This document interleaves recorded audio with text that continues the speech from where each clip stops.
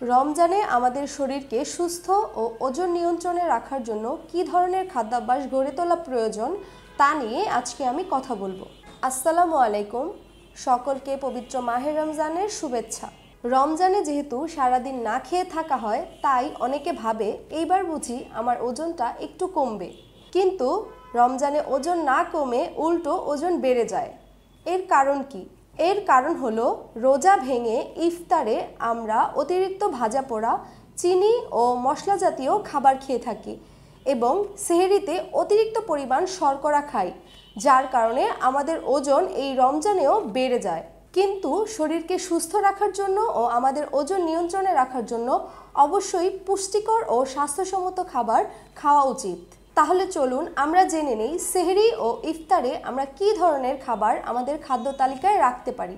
যেহেতু অন্যান্য মাসে আমরা সেহরি খাই না, অর্থাৎ এই সময়ে খাবার খাওয়ার অভ্যাস আমাদের মধ্যে থাকে না, শুধু রমজান মাসেই কেবল আমরা সেহরি খাই, তাই আমাদের উচিত অনেক ধরনের খাবার একসাথে না খেয়ে অল্প পরিমাণ খাবার খাওয়া। যারা একটু ভারী খাবার খেতে চান তারা অল্প পরিমাণ ভাত, মাছ ও সবজি খেতে পারেন। হজমের সমস্যা এড়াতে ডাল জাতীয় খাবার, রেড মিট যেমন গরুর মাংস, খাসির মাংস না খাওয়াই ভালো। যারা একদমই ভাত খেতে চাচ্ছেন না তারা খেতে পারেন টক দই, শাকসবজি, ডিম, চিয়া সিড এবং 2 থেকে 3টি খেজুর। এর পাশাপাশি ঠান্ডা দুধ থেকে তৈরি ছানা, পনির, টক দই এগুলো আপনি সেহরির খাদ্য তালিকায় রাখতে পারেন। অধিক পরিমাণ শর্করা না খেয়ে এইসব খাবার খেয়েও আপনি সারাদিন এনার্জেটিক থাকতে পারবেন।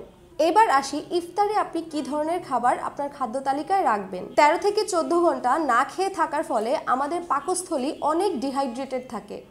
সেক্ষেত্রে আমরা 2 থেকে 3টি খেজুর দিয়ে রোজা ভাঙব এবং সাধারণ পানি পান করব। আপনারা চাইলে ডাবের পানিও খেতে পারেন। যাদের কোষ্ঠকাঠিন্যের সমস্যা আছে তারা চিয়া সিড বা ইসবগুলের ভুসি মিশ্রিত পানি পান করতে পারেন। বাজার থেকে আগত আর্টিফিশিয়াল জুস বা আর্টিফিশিয়াল শরবত কোনোভাবেই খাওয়া উচিত নয়। খেজুর বা পানি পান করে রোজা ভাঙার পর একসাথেই আপনারা অনেকগুলো খাবার খাবেন না। মেইন মিলে আপনি চিকেন বা ভেজিটেবল স্যুপ রাখতে পারেন। চাইলে 2টি রুটি ও সাথে মাংস বা শাকসবজি দিয়ে খেতে পারেন।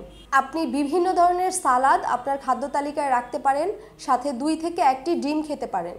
চাইলে আপনি ছোলা বা মুড়ি সামান্য পরিমাণে খেতে পারবেন। অনেকে রোজা ভাঙার পরপরই ফল খেয়ে থাকেন, এতে পেটে গ্যাস ফর্ম করার একটি সম্ভাবনা থেকে যায়। সেক্ষেত্রে আপনি আপনার মেইন মিল শেষ করার পর কিছুক্ষণ গ্যাপ দিয়ে আপনি ফলমূল খেতে পারেন। ইফতারে এই ধরনের খাবার খাওয়ার পর আপনার সারাদিনে রোজা রাখার পর যে ক্লান্তি ভাব সেটি কমে যাবে। ইফতার ও সেহরির মধ্যবর্তী সময়ে পর্যাপ্ত পরিমাণ পানি পান করুন, অতিরিক্ত ভাজা পোড়া ও মশলা জাতীয় খাবার পরিহার করুন। সুস্থ থাকুন। ধন্যবাদ।